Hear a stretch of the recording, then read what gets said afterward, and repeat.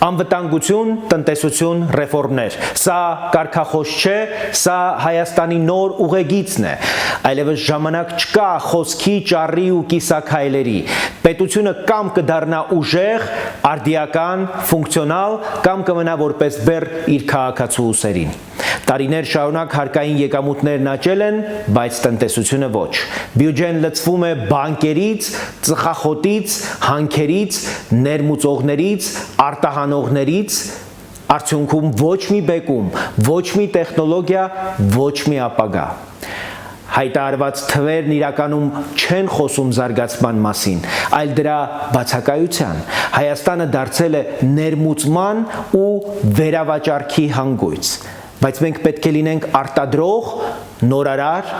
ստեղծող։ Մենք չենք կարող ապրել որպես հումք մատակարարող կամ շուկա